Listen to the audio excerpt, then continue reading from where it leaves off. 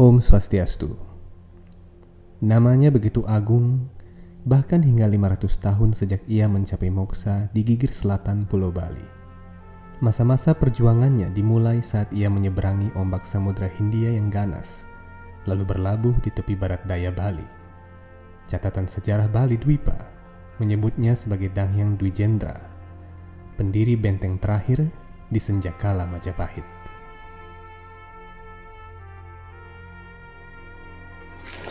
Om Swastiastu. Sobat Hindu Times, hari ini saya sedang berada di Madhya Mandala dari sebuah pura yang sangat tua sekali di Bali, itu di daerah Jemberana, yang bernama Pura Puranca atau Pura Puranca.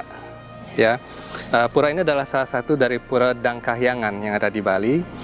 Dan di tempat ini, di sebelah pura ini adalah muara sungai yang dulu menjadi tempat Danghyang Nirarta berlabuh di Bali pertama kalinya setelah beliau datang dari Belambangan atau Banyuwangi. Nah, di pura ini dalam live report kita kali ini kita akan menelusuri jejak Danghyang Nirarta dari Puranca sampai di Pulaki. Ikuti terus live report ini. Hindu Times berusaha menyajikan konten-konten Hindu berdasarkan sejarah dalam kitab suci Veda dan juga budaya setempat. Konten live report kami berusaha mengungkap sejarah Hindu di berbagai tempat. Jika Anda menyukai konten kami, Anda dapat berlangganan channel kami dengan mengklik tombol subscribe di bagian bawah video ini.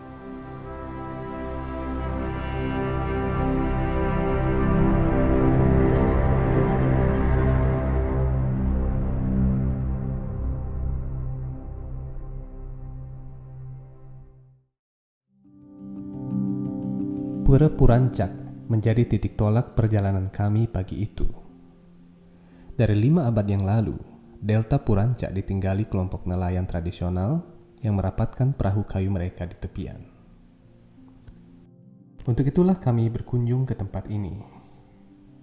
Semua itu mengingatkan kami pada peristiwa 5 abad silam saat Danghyang Nirarta menginjakkan kaki untuk kali pertamanya di Pulau Dewata.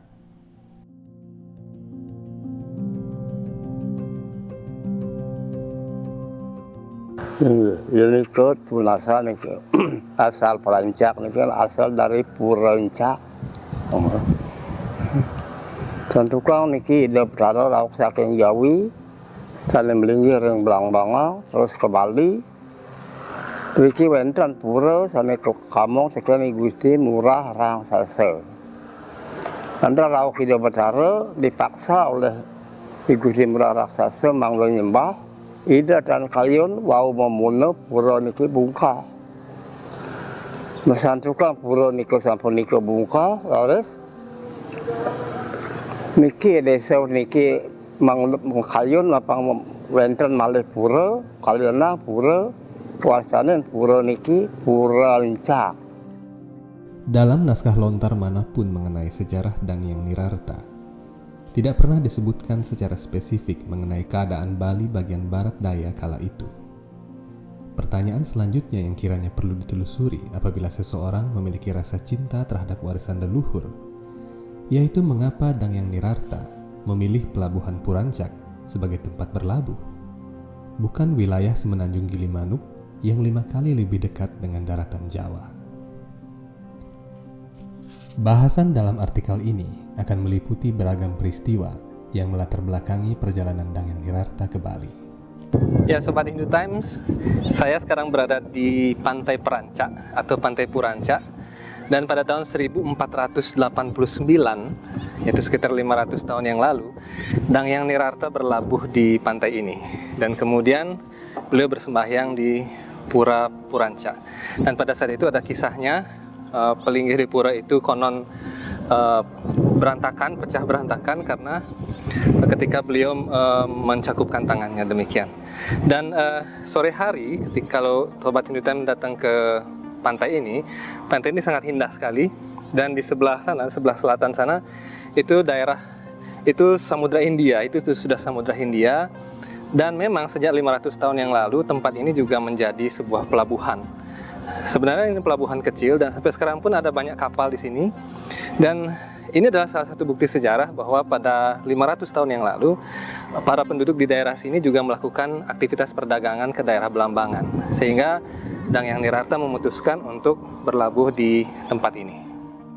Pertama-tama, kita bisa mulai membahas apa yang terjadi di Pulau Jawa pada tahun 1489. Kemudian kita akan mencoba menelusuri dari bukti-bukti sejarah dan penggabungan teka-teki kronologis tentang jalur mana yang ditempuh Dangyang Nirarta dari pelabuhan Purancak ke kerajaan Pulaki.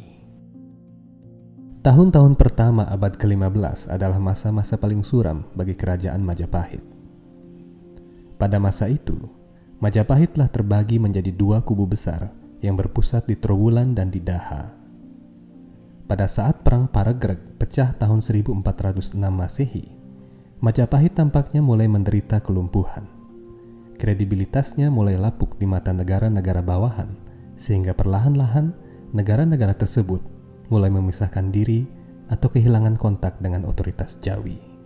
Namun demikian perlu waktu hingga 300 tahun dari Perang Paregreg sampai bekas-bekas wilayah politik Majapahit benar-benar ambruk dan terkubur dalam sejarah. Dalam kurun waktu 300 tahun itu, Majapahit di masa tuanya tak kehilangan akal untuk tetap menjaga warisan peradaban Hindu yang tak bisa lagi dilindungi secara politik saat itu.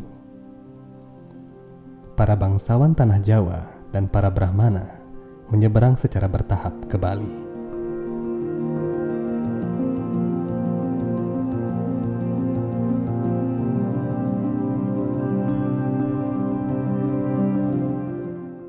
Ya, Sobat Hindu Times, disinilah sungai di mana Dangyang Nirarta dulu meneruskan perjalanan beliau setelah beliau berlabuh di Perancak. Dan sungai ini berhulu di Pegunungan Merbuk di sebelah sana. Dan setelah Dangyang Nirarta berlabuh, beliau menuju ke Pulaki melalui Pegunungan Merbuk tersebut. Kita akan mengikuti jejak langkah beliau di Pulaki setelah ini. Saat Dangyang Nirarta pergi ke Bali, Bali berada di bawah pemerintahan Dalem Waturenggong, putra Dalem Ketutngulesir yang termasyur. Dalam kisah perjalanannya yang termuat dalam kronikel Babad Brahmana, tidak disebutkan secara pasti berapa usia Dangyang Nirarta pada saat beliau menuju Bali. Akan tetapi Babad Brahmana menyebutkan bahwa Empu Nirarta memiliki paras yang tampan, sehingga membuat para wanita bangsawan Pasuruan maupun Belambangan tidak dapat melupakan wajahnya. Pertanyaan selanjutnya adalah, jalur mana yang ditempuhnya tatkala menuju Bali? Mengenai jalur yang ditempuh Dangyang Nirarta dari Pasuruan menuju Belambangan, tidak disebutkan secara spesifik dalam naskah Babad. Di situ ada pemukiman, ada orang-orang yang memang sudah bertempat tinggal di situ, sampai dengan ke wilayah Gunung Beratan. Nah, konon kabarnya pada saat Kuntara Dewa Purana Bangsul, pada saat Bali belum Bali ini baru Banua Bangsul. Jadi di situ sudah ada kehidupan. Walaupun perjalanannya menuju Bali tidak disebutkan secara spesifik dalam naskah Babad, dengan membandingkan naskah-naskah ini beserta hasil-hasil penelitian para sejarawan mengenai situasi kerajaan Majapahit kala itu, dapat ditarik kesimpulan bahwa Dangyang Nirarta tidak menempuh jalur biasa tatkala berjalan menuju pesisir Belambangan. Beberapa tahun setelah Perang Paregreg terjadi, ibu kota Majapahit menjadi sasaran utama serangan pihak-pihak yang ingin mengambil alih kekuasaan. Target utama Demak pada awalnya adalah kota-kota pelabuhan di pesisir utara Pulau Jawa. Prasasti Trowulan berangkat tahun 1358 Masehi menyebutkan bahwa sedikitnya ada 78 pelabuhan penting di pantai utara Jawa. Sobat Hindu Times, saat ini saya berada di sebuah semenanjung yang dikenal dengan nama Tanjung Ser. Beberapa penduduk di daerah ini, di daerah Pemutaran namanya, di Bali Utara, agak ke barat sebenarnya. Ini lebih dekat jaraknya ke Gilimanuk ya.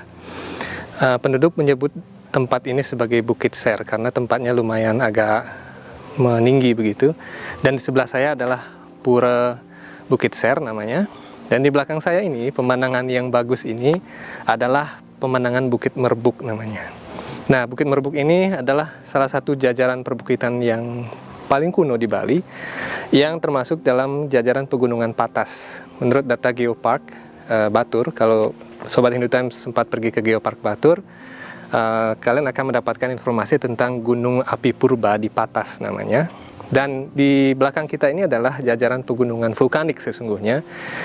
Dan setelah kita mengunjungi daerah ini, kita akan mengunjungi pegunungan itu. Kita akan naik ke beberapa tempat suci yang merupakan tempat di mana Dang Yang Nirarta dulu pernah singgah dan membina umat dalam memajukan dan mempertahankan Hindu.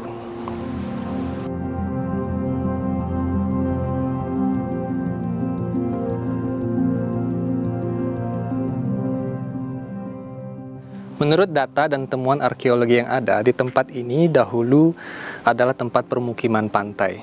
Jadi ada dua jenis permukiman yang ada di daerah sini, Sobat Hindu Times, yaitu pemukiman pantai yang mengikuti garis pantai. Jadi sebenarnya garis pantai yang ada di sini sangat lebar, sebenarnya sangat panjang, sampai ke Buleleng bagian timur. Jadi itu sangat panjang sekali. Kemudian ada garis permukiman yang mengikuti garis sepanjang lajur sungai kuno. Jadi beberapa sungai kuno sebenarnya sudah tidak mengalir lagi, tidak mengalirkan air lagi sekarang. Namun kita akan mencoba melihat beberapa sungai kuno yang kemungkinan dilalui oleh Dang Yang Nirarta ketika beliau datang dari Purancak di daerah Jembrana dan menuju ke Pulaki.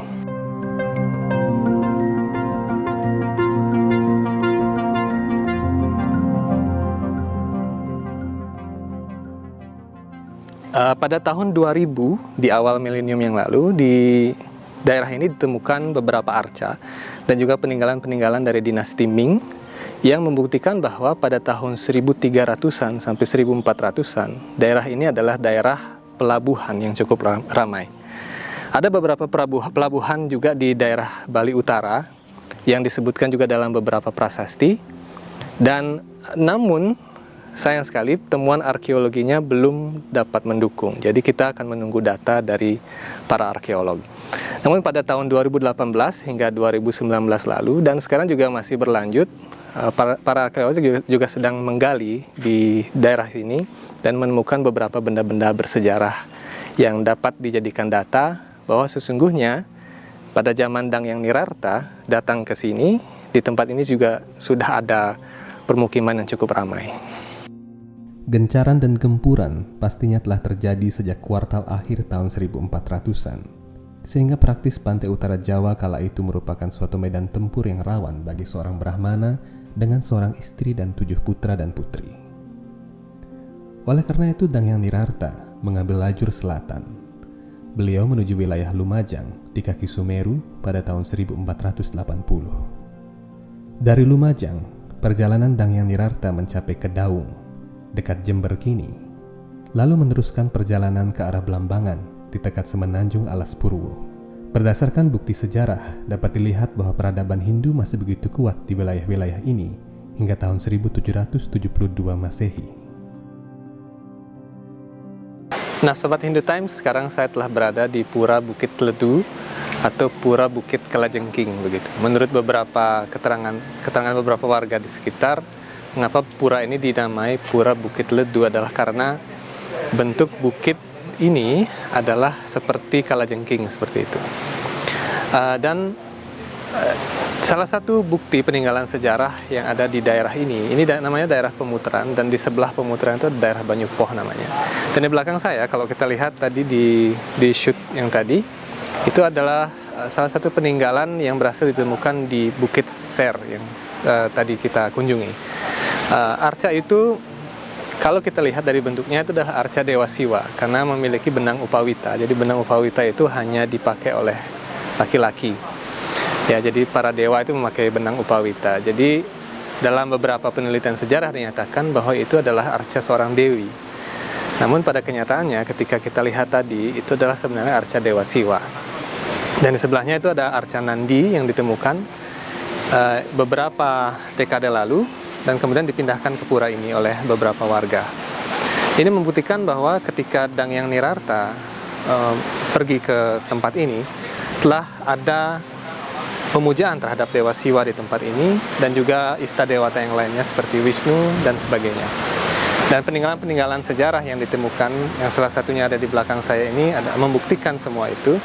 Dan beberapa juga telah sedang diteliti juga oleh Balai Arkeologi Bali, dan untuk mengungkap bahwa sebenarnya apa yang terdapat di dalam di daerah ini beberapa ratus tahun ke belakang.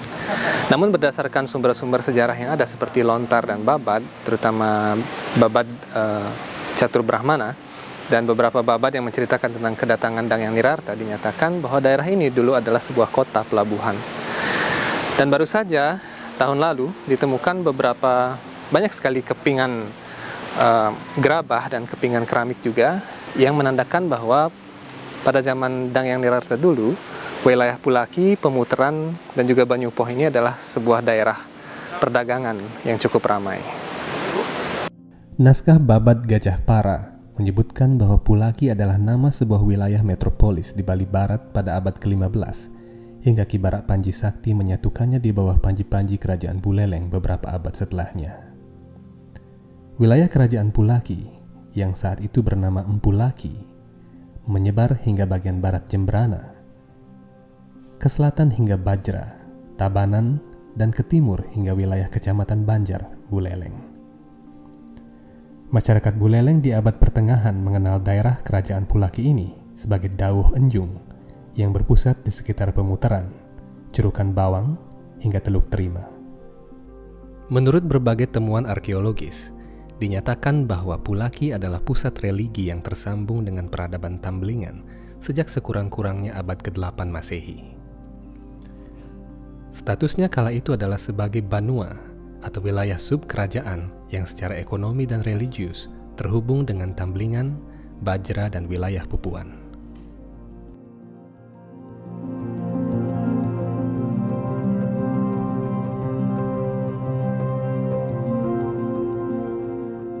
Ya, Sobat Hindu Times, sekarang saya telah berada di Jabe Tengah atau Madya Mandala dari Pura Melanting, salah satu peninggalan Dang Yang Nirarta yang paling penting di Bali Utara. Dan pura ini menandakan bahwa sebenarnya ada beberapa versi di mana desa Pegametan berada. Ada yang mengatakan di bagian barat bukit, ada yang mengatakan di sebelah sini. Namun berdasarkan bukti-bukti pura yang ada atau bukti-bukti yang ada dalam Babad, kita bisa memastikan bahwa sebenarnya sungai yang dilalui adalah Dang Yang Nirarta adalah berada di sebelah sini, di sepanjang aliran lembah ini. Kita akan mengunjungi sungai itu setelah yang satu ini. Tatkala menyeberangi Bukit Merbuk, Dang Yang Nirarta mengeluarkan 2 bisama atau perintah keramat yang harus diingat oleh semua keturunan beliau. Bisama pertama disebut Bisama Wanara. Tatkala beliau tersesat di hutan, gerombolan monyet menunjukkan jalan kepada beliau. Sebagai balas budi, beliau melarang semua keturunan beliau memelihara, membunuh, atau mengurung monyet. Bisama kedua adalah Bisama Waluh Tikta atau labu pahit. Keturunan Dang Yang Nirarta tidak diperkenankan memakan labu karena tumbuhan labu telah menolong beliau ketika menyeberang dari Belambangan ke Purancak. Satu Bisama lagi dikeluarkan pada saat beliau berada di Gelgel, yakni Bisama Lembu. Barang siapa di antara keturunan beliau, yakni para Brahmana, yang memakan daging sapi, maka mereka akan kehilangan segala kemujuran dan kekuatan rohani sebagai Brahmana. Ya, Sobat Hindu Times, sekarang saya tengah berada di sebuah desa bernama Lalang Linggah di bagian barat dari Kabupaten Tabanan. 500 tahun yang lalu, desa ini bernama Gadingwani. Setelah Dang Yang Nirarta berkunjung ke Pulaki dan mengalami berbagai peristiwa di sana, beliau mengunjungi desa ini. Kebetulan pada saat itu, para penduduk desa sedang mengalami wabah. Dan ketika Dang Yang Nirarta datang, beliau membuatkan sebuah mata air, dan orang-orang desa disuruh meminum air yang keluar dari mata air tersebut. Setelah mereka meminum mata air tersebut, seluruh warga desa Gadingwani yang berada di sini sembuh dari sakit.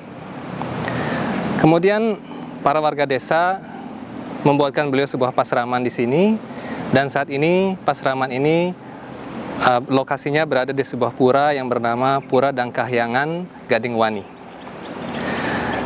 Para penduduk desa Gadingwani inilah yang memberikan beliau gelar Pedanda Sakti Wau Rauh, yang berarti orang suci yang baru datang dari Jawa. Pada saat itu sebenarnya nama gelar yang diberikan kepada beliau adalah Dangyang Hanyar Dateng. Hanyar Dateng adalah bahasa Kawi yang berarti baru datang. Hal lain yang harus diungkap dalam perjalanan Dangyang Nirarta di Pulaki adalah letak desa Pegametan. Menurut catatan sejarah, setelah Dangyang Nirarta mengutuk warga desa Pegametan menjadi wong samar atau makhluk gaib, wilayah Pegametan menjadi belukar hingga tahun 1920 saat Belanda membuka tanah itu untuk perdagangan dengan Tiongkok. Warga desa Pegametan tertuang dalam berbagai babad tentang beliau. Kutukan itu dikeluarkan karena para warga Pegametan telah berbuat asusila terhadap Dyah Swabawa, putri pertama Dangyang Nirarta. Nantikan lanjutan perjalanan Dangyang Nirarta dalam live report Hindu Times selanjutnya.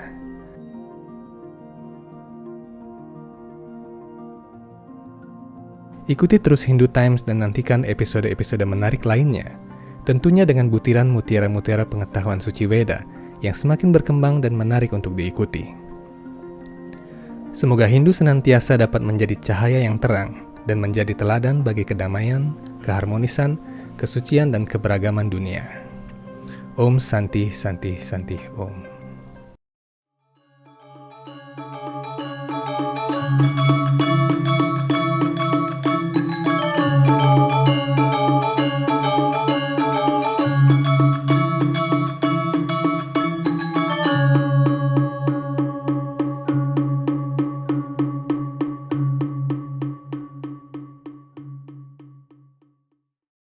Ya Sobat Hindu Times, setelah kita tadi jalan-jalan sambil kita mengunjungi beberapa pura di Bali Barat seperti Pura Pulaki dan Pura Melanting dan sebagainya, kita juga mengunjungi tadi bekas desa Pegametan itu. Nah, di sini kita ada beberapa bumbu, saatnya kita beristirahat. Dan saya mengerujak ini. Ini bumbu rujaknya dari Dapur Raja. Dapur Raja tidak cuma memproduksi bumbu rujak saja. Dia memproduksi bumbu rawon yang terbuat dari berbagai macam rempah asli Bali dan vegan juga. Kalau yang ingin pesan, tapi ini harus dimasak lagi ya. Yang ingin pesan juga wangi nih. Saya nggak bisa cicipin sekarang karena harus dimasak dulu. Terus produk ketiga yang tidak kalah lezatnya yang diproduksi oleh Dapur Raja adalah bumbu sambal tomat. Ini juga harus dimasak, bisa dicampur dengan berbagai jenis gorengan dan berbagai jenis masakan. Ya, dan yang terakhir yang saya mau coba sekarang adalah ini kue yang bukan kue ya, ini sejenis keripik. Ini namanya ladrang. Ini yang diproduksi oleh Dapur Raja juga.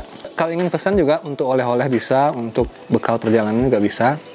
Bisa hubungi Dapur Raja di WA di kolom deskripsi.